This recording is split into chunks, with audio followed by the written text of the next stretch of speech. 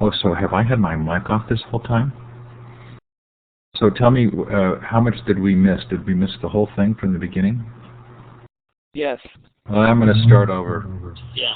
So that counts as a rookie error. I wonder how many points off I get for that. So this is Monday, October 19th, 2009. We want to welcome you to the Future of Education. It's a special show today. We're delighted to have you here. Sure fun. I'm glad you enjoy my making a mistake. The Future of Education is sponsored by Learn Central. It's a social network for educators. That's sort of my project of personal passion. It's a social network with Illuminate built in. You can use these tools for free. I hope you'll come and look at it and join, learncentral.org. We do have some fun sessions coming up, interviews coming up in the next month or so. I won't read through the list here, but you can see tomorrow we talk with the folks at SRI on educational social networking. On October 21st with Esther Waziski from Palo Alto High School, who is a journalism and English teacher and who's also the current chair of the Creative Commons Board. Tim Westergren from Pandora in early November, and Henry Jenkins, and much more. We'll leave that slide up at the end and you can look at it and see. You are in Illuminate. If this is your first time in Illuminate, you want to make sure that you understand how you can participate. You have a participant window up at the top. You can see who's in the session. Right below the participant window are some emoticons that allow you to indicate your response to things. This is a highly interactive environment. You can see a clapping hand, a smiley face, a confused look, or a thumbs down. To the left of those smaller emoticons is a green hand with an up arrow. I mean a hand with a green up arrow. If you would like to raise your hand to take the mic later on in the show, you're welcome to do so, and that's how you indicate that you want to take the mic. If you think you might want to ask a question through the microphone instead of in the chat, please do go up to Tools, Audio, and run the Audio Setup Wizard, and that will test to make sure that your mic is configured. Below that area, of course, is the chat, and you're certainly welcome to leave questions there, and Angela and I will track those so that we make sure that they get answered as they come up. You can send messages to the whole group, or there's a drop-down box to send individual messages to other members of the participant list, but do be aware that any of those messages, while they may seem private, are actually seen by all of the moderators. And then below that section is the audio area, and if you do take the microphone later, we'll ask you to click on that larger mic button, and that will turn your microphone on. Now to the right is the whiteboard where the slides will appear, and I'm going to give everyone permission to modify the whiteboard. And this is a map of the world, and if you click to the left of that map, you'll see a little wand with a red star at the end, and if you click on that, you can let us know where you're listening from. It's also fun to shout that out in the chat, so you may want to tell us where you're listening from, what the time and the temperature are, where people are listening from. So in Australia, listener, someone from New Zealand, mostly US, which is not a great surprise. Well, we're sure glad you're here, wherever you are listening from and whatever the weather is like. I'm now going to turn the time over to Angela, who will give a brief introduction. Thanks, Angela. Thanks, Steve, so much. Speaking of personal passion, I am beyond delighted to take an opportunity to have this important discussion on adolescent literacy. And I want to thank the panel and all of you for being here and to be a part of this discussion. Today we're going to be discussing a report released last month by the Carnegie Corporation of New York entitled A Time to Act, an Agenda for Advancing Adolescent Literacy for College and Career Readiness. Time to Act demonstrates that adolescent literacy is tremendously important to our students' abilities to succeed in college and the workforce. Research has shown that literacy gains in early years dissipate as students enter middle school, and U.S. students grade 4 score among the best in the world, yet by 10th grade, students score among the lowest in the world. How well students read entering high school also significantly impacts their ability to graduate and their level of preparedness for college and careers. Time to Act shows that advancing literacy should be the focus of the whole school and cut across all content areas: social studies, math, science. All teachers need literacy instruction skills in addition to a deep knowledge in their core content area. We are very excited to have our panelists today, Dr. Catherine Snow. Dr. Don Deschler and Dr. Mel Riddle to give us more details of their work on the panel as they explained Time to Act's capstone report and the way they've gathered their knowledge and ideas from other experts nationwide on these topics ranging from linguistics to social science of teaching. Dr. Snow is the chairperson, and Patricia Alberts Graham is a professor at Harvard University. She is an expert at language and literacy development in childhood and adolescence with a special focus of students in urban settings. Oh, I'm so sorry. I want to make sure that my slide advanced. I apologize for that. See, Steve, I'm not the only one that is having technical difficulties. Dr. Deschler is a member of the Council and the Williamson Foundation, the Williamson Family Distinguished Professor of Special Education and the Director of the Central Center for Research on Learning at the University of Kansas. He focuses on adolescent literacy, instructional interventions for at-risk learners, and learning strategies. Our final panelist is Dr. Riddle, an Associate Director for High School Services for the National Association of Secondary School Principals. He has worked as a high school principal and is a known leader in the field of adolescent literacy. Each panelist will take some time this afternoon to offer some remarks on Time to Act, after which you'll be able to ask questions of the panelists of the report and contribute to the conversation in the future of adolescent literacy instruction. Welcome, Catherine. You have the floor.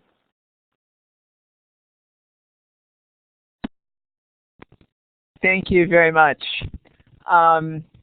It's a great pleasure to be here, and at the same time, I must admit, a little strange to be talking to people that I can't actually see.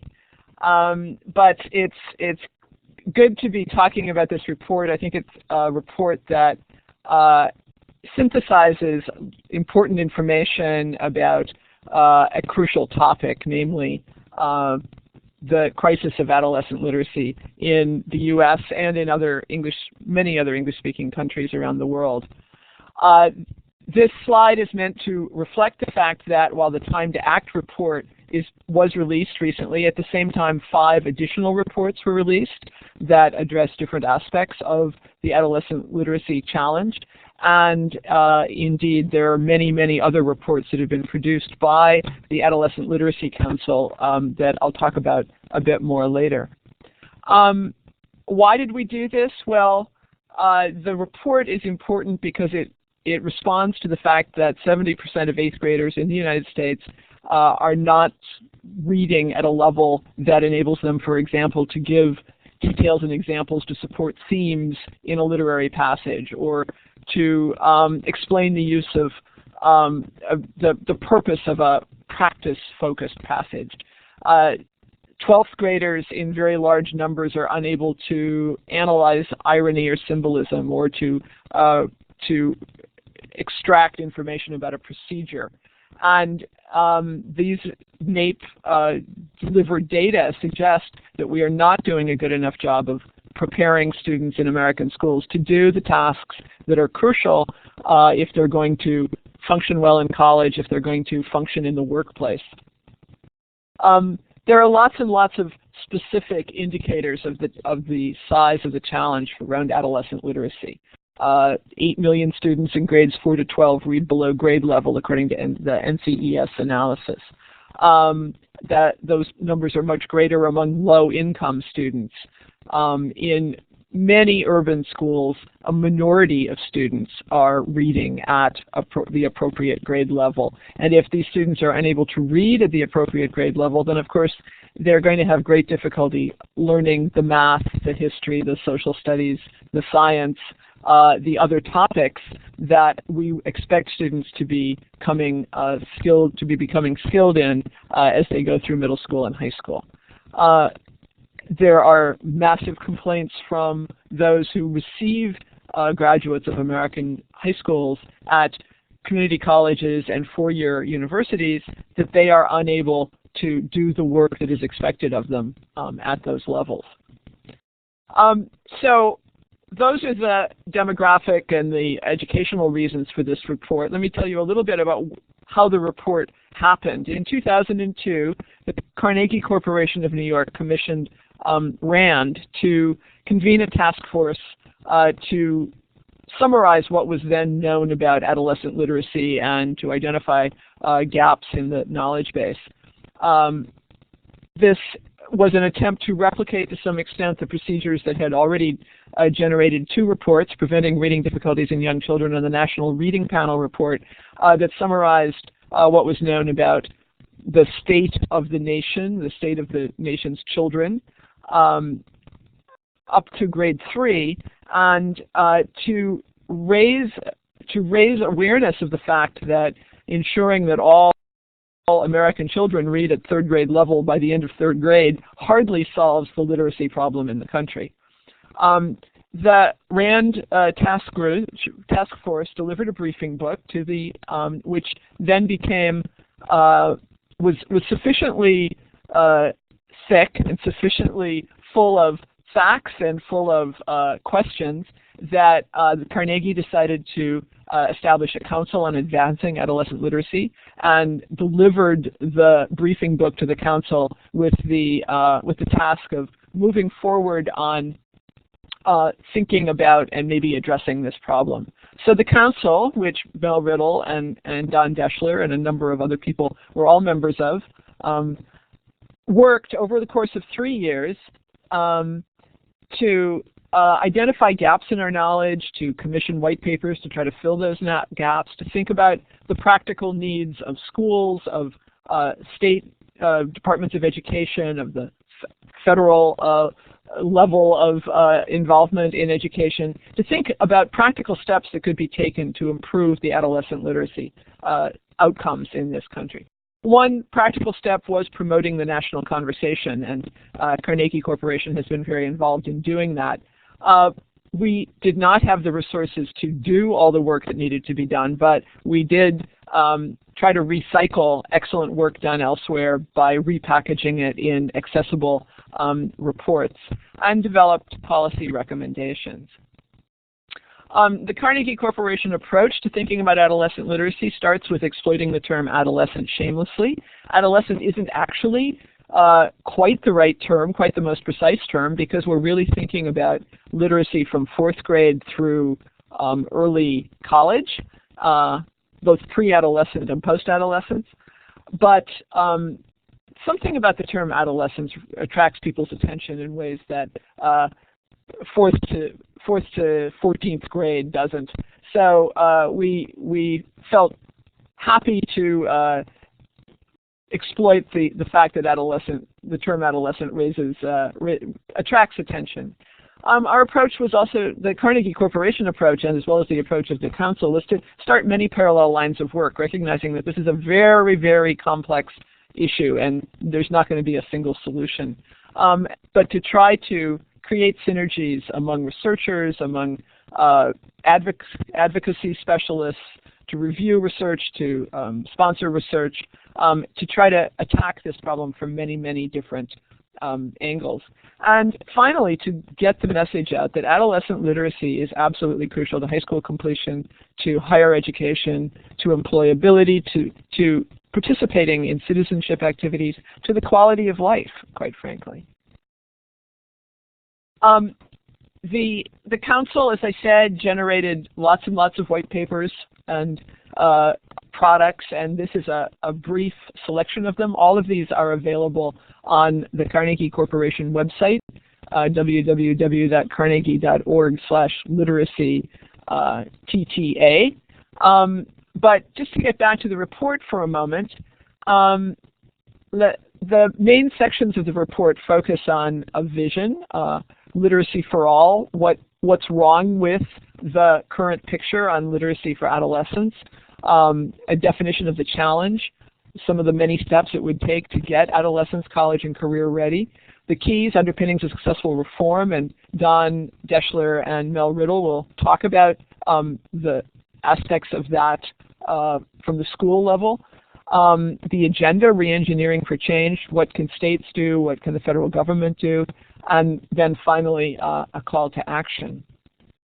Some of the major points of the report, specifying what kinds of tools teachers need, what kinds of steps schools and districts can take in using information about student literacy performance, and what kinds of steps state-level leaders can use to maximize the resources that they have available to focus attention on literacy efforts.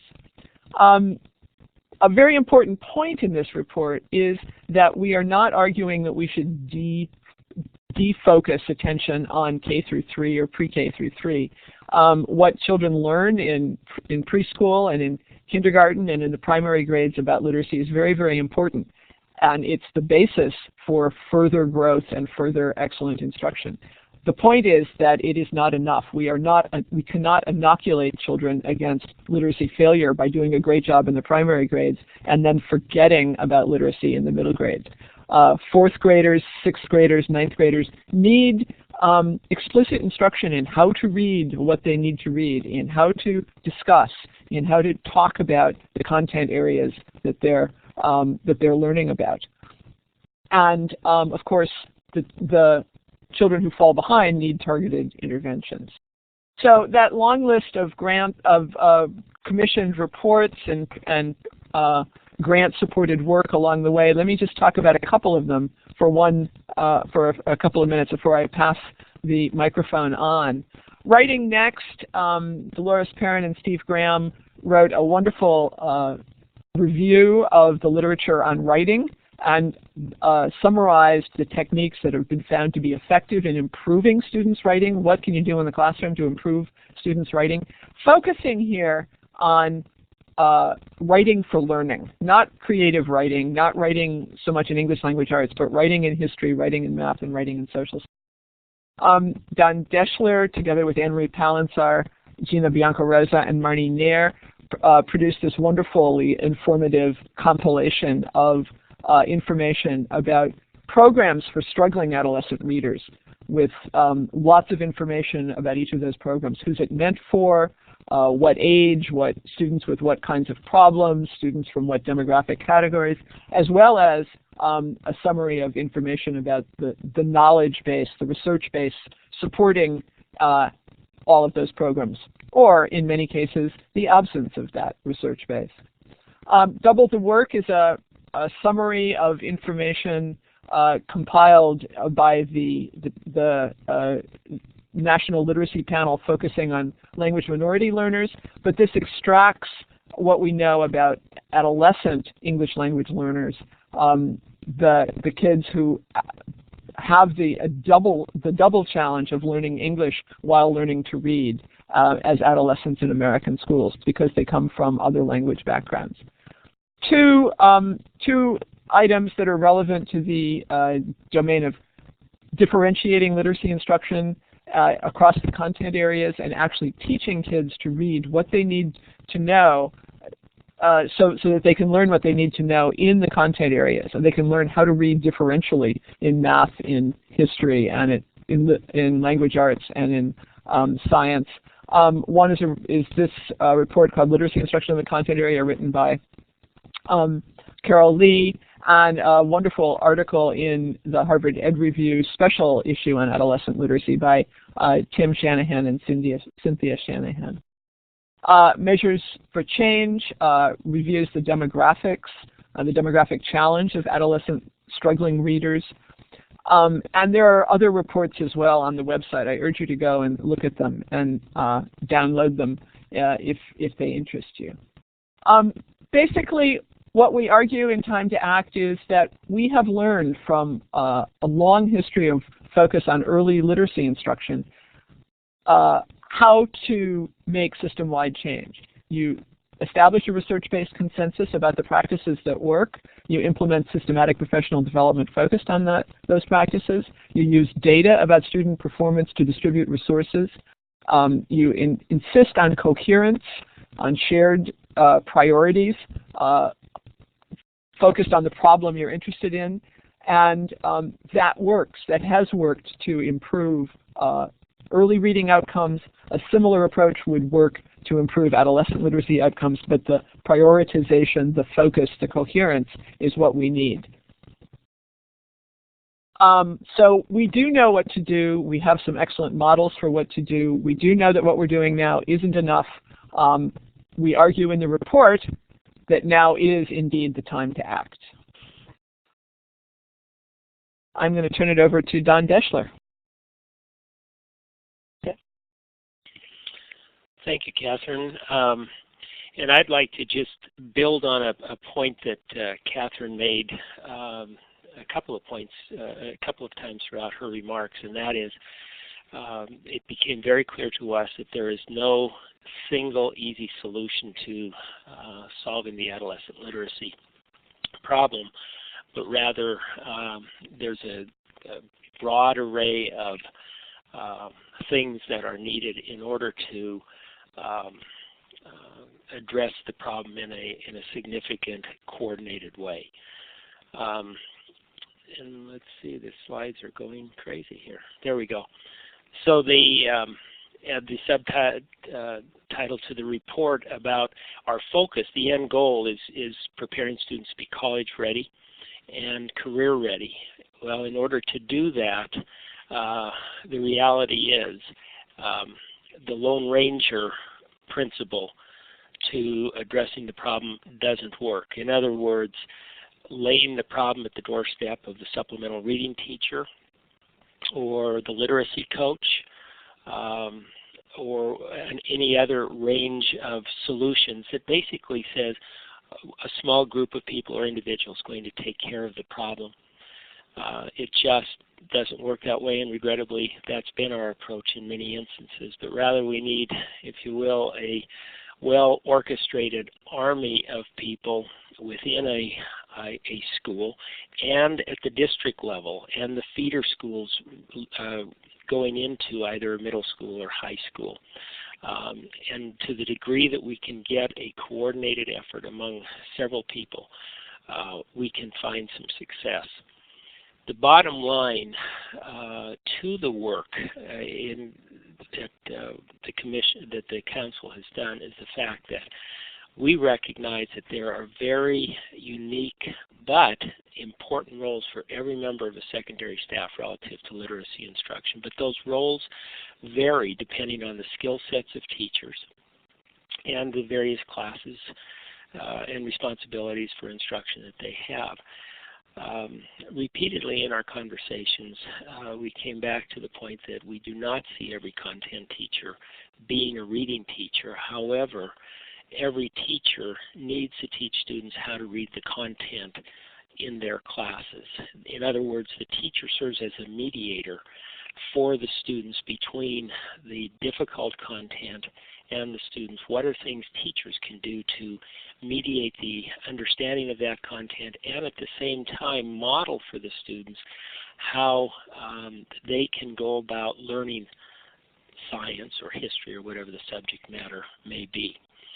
And the reason that we need a broad array of people involved, professionals involved in addressing the challenge is because the needs of students are so varied.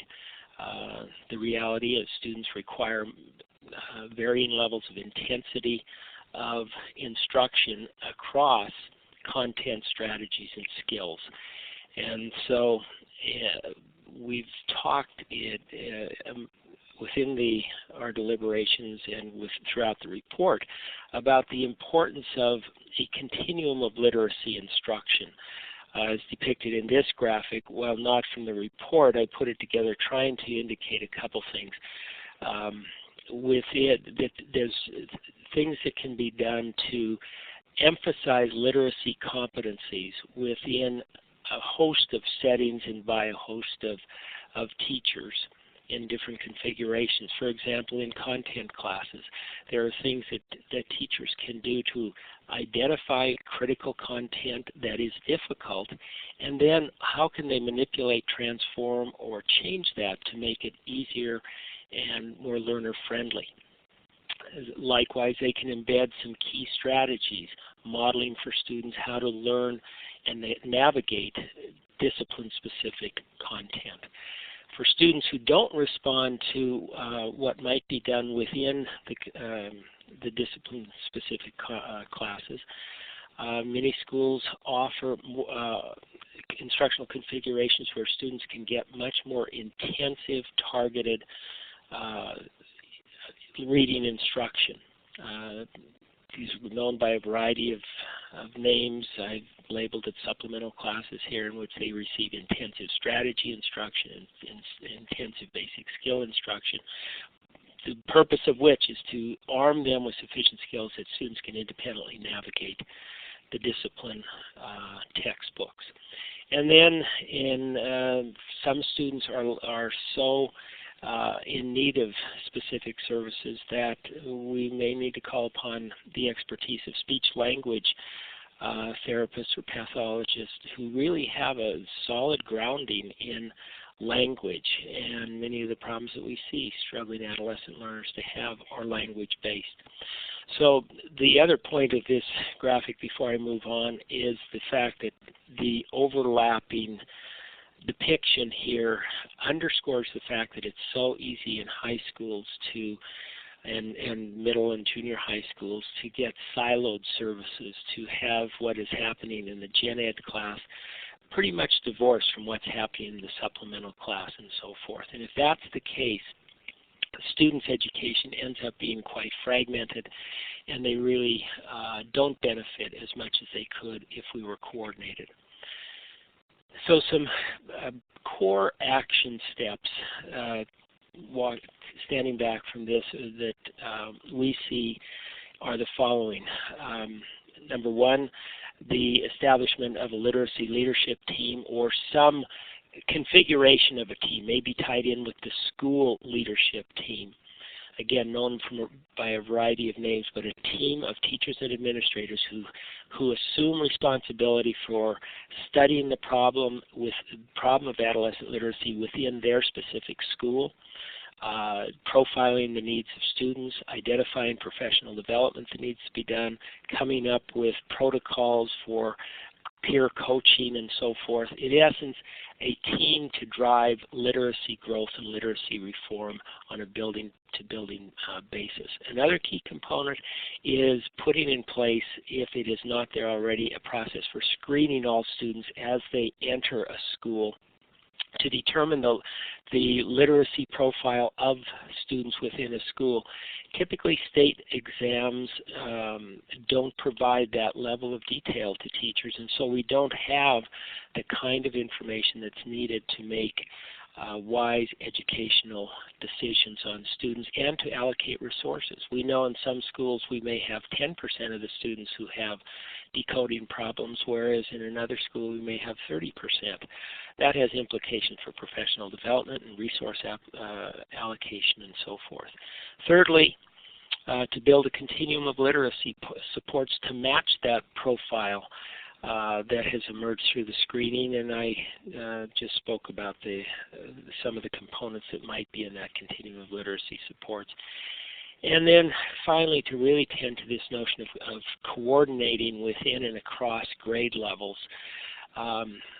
Unlike at the elementary level where one teacher often oversees the education, the majority of education for a student, that's not the case at high school and middle school, and hence real attention to coordination is required. So in conclusion, the defining features are efforts to reduce the barriers within content classes, either through accommodations or teachers very deliberately and explicitly making students aware of how to learn their content. For students that don't benefit from that type of instruction, to provide intensive literacy instruction, looking for synergy across programs, and over time building the capacity within the building. So those are just a few thoughts that are highlighted in the report and are based on some of the work that we've been doing throughout the country. And with that, I will turn the mic over to Mel Riddle. Thank you, Don and Catherine. First, I want to say on behalf of the principals all over the country, we owe a debt of gratitude to the Carnegie Corporation in New York and to Andres Enriquez for everything that he's done to promote adolescent literacy.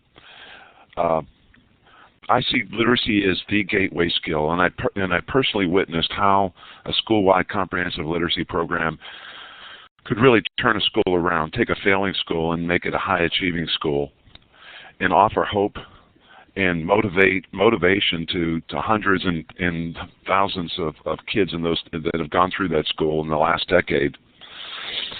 Literacy, being the gateway skill, is also a barrier. It's not about ability of students. It's about us as adults teaching them the skills they need to be able to succeed. And that means K through 12. And Catherine and Don have both emphasized that. As Don mentioned in his example of the Lone Ranger, unfortunately, that's the way principals dealt with many of the experts, whether they be special ed, special education, English language arts experts, technology experts. And we're working at the National Association to really help leaders work differently in those schools.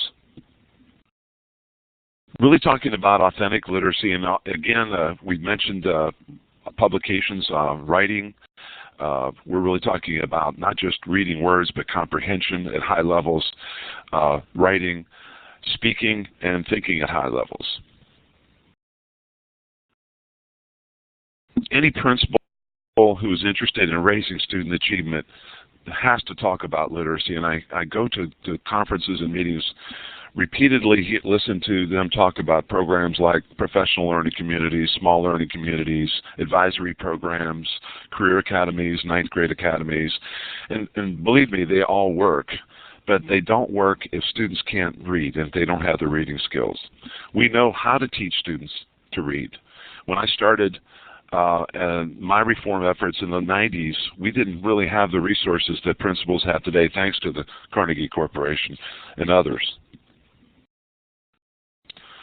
Our mission really is to have all students graduate, and that all students graduate college, career, and workplace ready. And the literacy skills are paramount in terms of their ability to be college, career, and workplace ready. Schools need to focus on what students need, not adults want. And what tells me more about anything about a school than anything else is really how that school deals with literacy and their focus on students. We talked about literacy skills being the focus for every person in the building. And I saw one of the comments on the chat about English teachers. And I know I had my English teacher stand up in a faculty meeting, and I said, everybody look at them, because that's the last time we're going to look at the English department when we talk about literacy. It's really everybody's job. And that means to develop a culture of collaboration where people share responsibility for their students across all disciplines.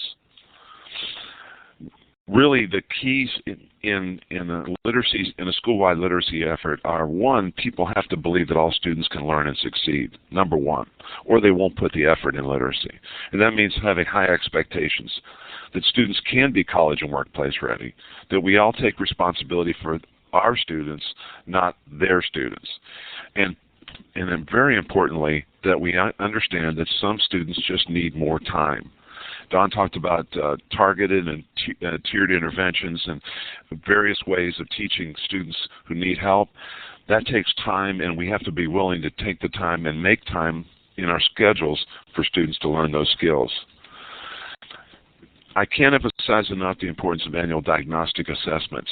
Principals all over the country want their teachers to differentiate instruction, but they really can't do it if they don't have diagnostic information on their students. Not state test information, but real information about how their students at that time are reading, not about students who were in their classes in the previous year.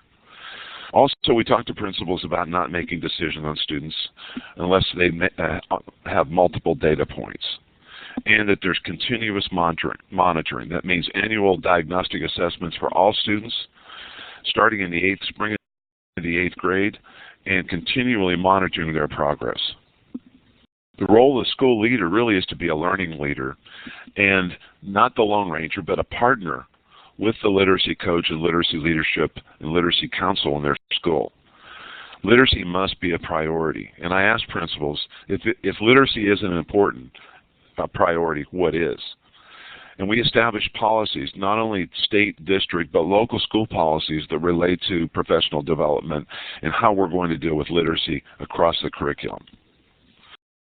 Our responsibility to provide resources to the school, and that means literacy leaders like literacy coaches, that we have multiple tiered interventions for students, that we have a comprehensive school-wide program, but we also have targeted interventions and intensive interventions for the students who need it. And that means making the budget priorities for literacy. Role of school leaders.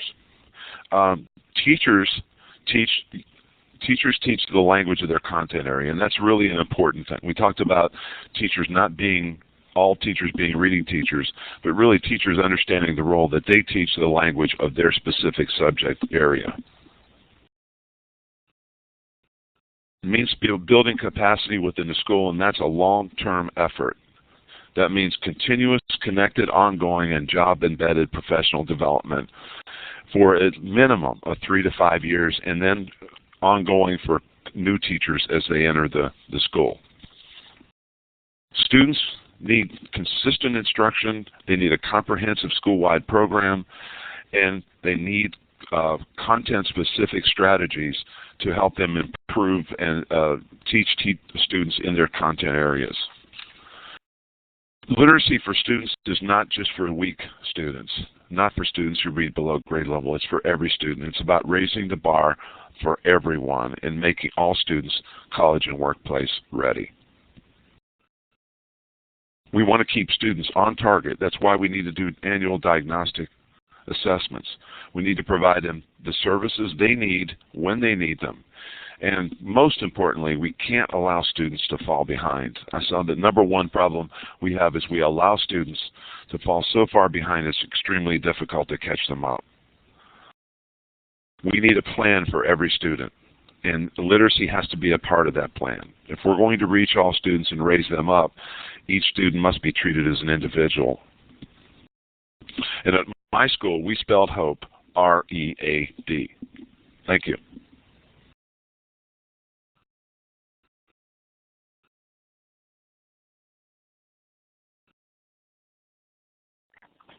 That is a beautiful way to end that presentation. Thank you so much, Catherine, and the panel members. Am I echoing? Can you hear me okay? Yeah, I think that was Catherine's mic, and I think you're okay now. Okay, excellent. So I have been collecting questions in the chat room, and my head's flying with questions, but I'm going to hold mine back and open it up to this amazing group that has joined us today. And if anybody wants to take the mic and ask an individual panel member a direct question or in a general question, go ahead and do so now. So you can put your question in the chat, and to go ahead and turn the mic off for a second. Okay. You can put your message in the chat, or you can use the hand with the green up arrow, a little box with a hand and a green up arrow at the bottom of the participant window to raise your hand if you want to ask a question through the microphone. Karen's saying you don't have a mic, so just go ahead and put your question in the chat.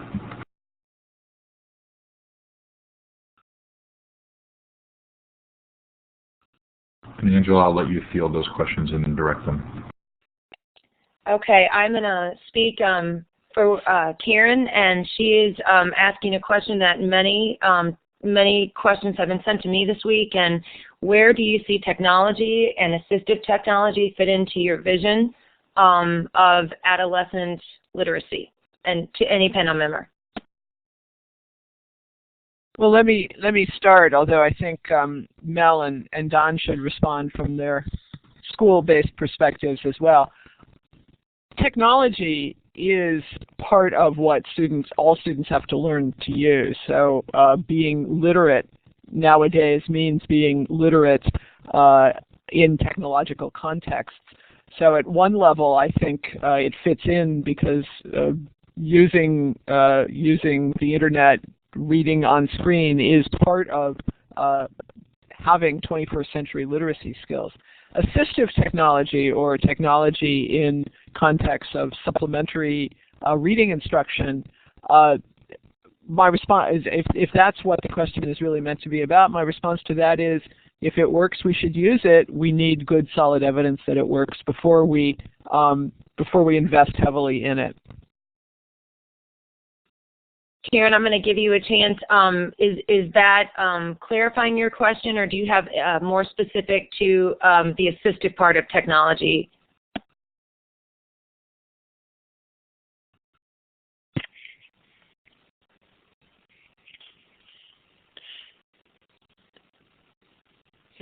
This is Don. I might just add to Catherine's response. You know, one of the big challenges that we face with adolescents is a lack of background information, because they have not had the literacy skills necessary to stay afloat and abreast with their classmates as they go through the grades. When they hit middle school and high school, they're just lacking in so much of the necessary background information to benefit from the instruction that's provided in their classes. And as we know, the web is just filled with great sources of information that can be, if properly leveraged, it can really be a way to help close the gap a bit with the background information and prior knowledge that students are lacking in certain areas. Now, planning is needed for this, like any other instructional material that is used, but there are organizations that are looking to ways to organize and categorize information on the web in different subject areas, making it accessible to teachers and that they can use for this purpose.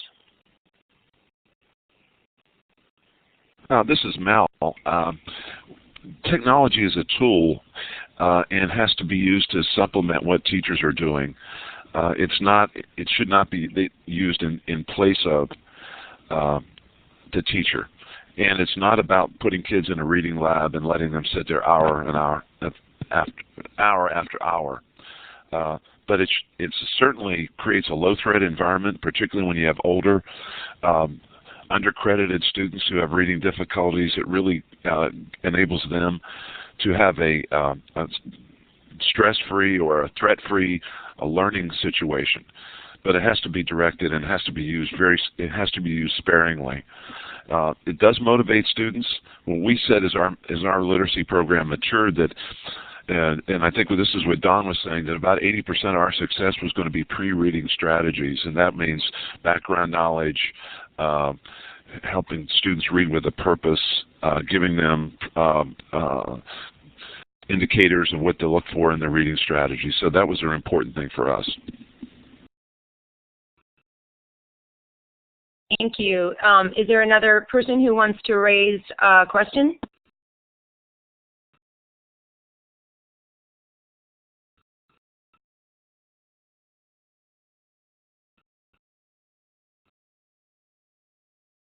Angela, I've noticed there have been some questions about the connection between the home environment and what takes place in school.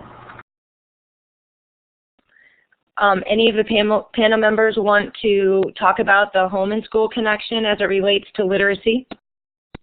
Let me start there. I mean, clearly for adolescents, as for younger children, some kids are luckier. They have more of the skills that are relevant to success in literacy because they've discussed topics at home with their parents that they're going to be reading about in class, or because they've acquired a large vocabulary and thus they don't need to learn all those words by reading them. They actually know what they mean already, or because they come from homes with lots of books and they're used to sitting down and spending an hour or two reading. But the fact of the matter is that the public school system is there to eliminate those differences and not to exacerbate them. So I just think while we can recognize that some schools, some teachers, some students have a bigger, higher mountain to climb than others, we cannot allow demographic differences or language background to, in any sense, excuse failure.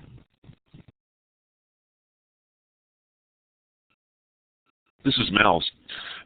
Having worked in a high-poverty school, we knew that many of our students did not come from language-enriched home environments. We needed to compensate and make up for that, not use that as an excuse for their lack of skills. And so we made our environment or our culture a culture of literacy. And I can remember giving a Reader of the Month awards where we take teachers would nominate their students to be the Reader of the Month, and we'd take a picture of them and the student and the teacher together and give them a certificate and put their name on the marquee and really make a big deal out of it. And that was a high school program. And we had to do everything we could possibly do to encourage literacy and reading and to make up for the deficit that we knew some kids had.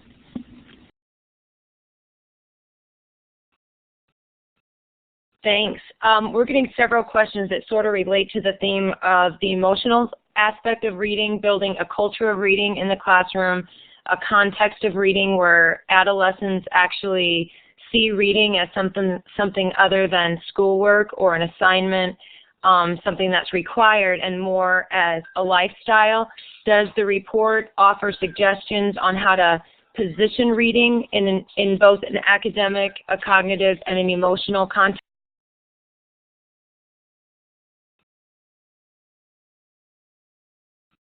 I'm not sure that the report resolves the problem of how to balance those various aspects of the reader, but clearly one key component of successful adolescent reading programs is engagement, providing reading materials that are sufficiently interesting to students and relevant to their lives that they're prepared to struggle with them a little bit, because we do learn to read better by struggling. And I don't mean to say that everything has to be fun and games, but as Mel said, there needs to be a purpose for reading. Kids need to understand why they're being asked to read these things. And very often in social studies classes, in science classes, there isn't much of a purpose for reading because the students know that the teachers will tell them what's in the book. If students understood and if teachers could clearly convey that becoming a competent reader of science material or of history material or of math material is absolutely crucial to functioning in the world, that if you can't read that stuff, you're not going to be able to function as an informed patient when you get ill. You're not going to be able to function as an informed voter. You're not going to be able to know whether you're for the public option or against the public option in the healthcare debate, or for charter schools or against charter schools in the education debate. Understanding the world around us requires being able to read, and it's not unengaging to adolescents to be confronted with serious texts. What's unengaging is to be given no reason for reading those texts.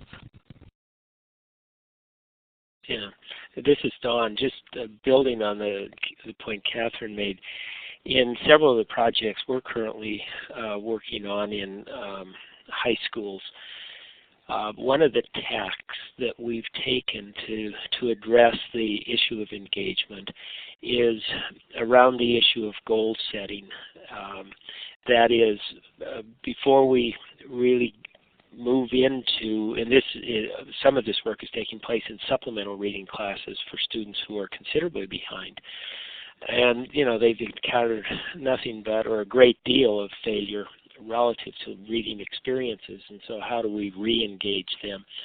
We start by having conversations about some of their goals and interests and desires, and basically, do they have a vision for their life down the road, and what are some of the goals and things that really are important to them?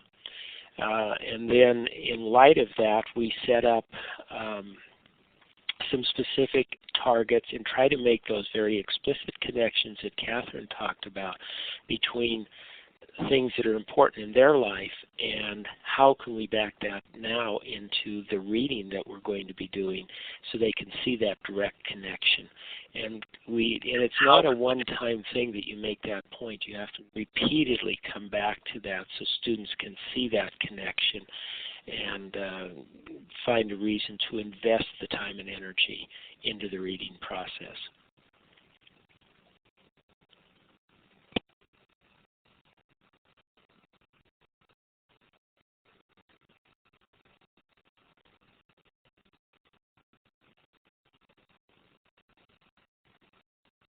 We have lots of great conversation going on.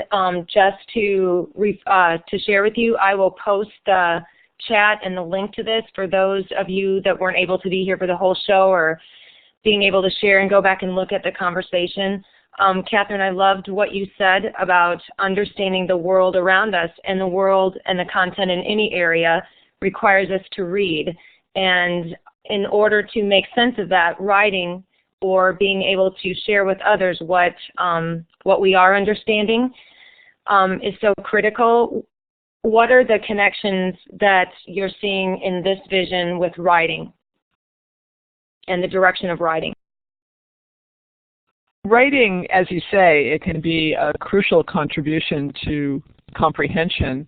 And one of the disconnects in the K through 12 world and the world of higher education is the kind of writing that is favored. What students at universities need to write, typically analytic essays, arguments, syntheses of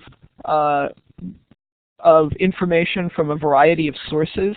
Those are forms of writing that are not sufficiently attended to in middle school and high school. And they can be actually much more motivating forms of writing for many students than the creative writing that we spend a lot of time on. Personally, I'm thinking we don't really need that many more novelists in the world. What we need are people who can use writing as a tool to read reports on climate change from the Sierra Club, from Citgo, from government sources, and from scientific sources, and decide across those various documents what's credible and what's not credible, and then synthesize the information for their own purposes, but also perhaps in order to write a letter to the editor, or in order to write a memo to a colleague. That kind of writing is not done very much, and yet it's very challenging to do that. It occurs in a feedback loop with reading. You have to read to understand. You write to check how much you've understood of what you've been reading, and it's something that we should be doing lots more of starting in 4th grade. Just to build on what Catherine said, our students need to be able to engage a wide variety of texts, both fiction, nonfiction, technical, and they also need to be able to learn to write in a wide variety of styles. And that means, as we said, that the teachers teach the language of their content area. Students need to know how to be able to write lab reports, about how to write short essays, how to write persuasive essays and arguments.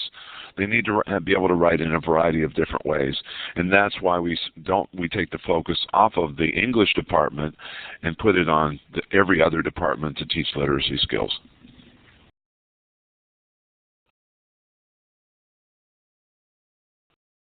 Gave you all a writing assignment in the chat room, and as we close, I just again want to thank Steve for helping us arrange this opportunity. The great team members at Carnegie for allowing us to have access to this incredible conversation, and again to the panel members for taking their time to share their work with this audience. Any last words from any of you? Thank you all for participating. Thank you. Yeah, thank you. I'd like to just say to any school leaders that are listening that we need to stop dancing around the problem and really face the issue that in order for our students to succeed in school, they have to have good literacy skills.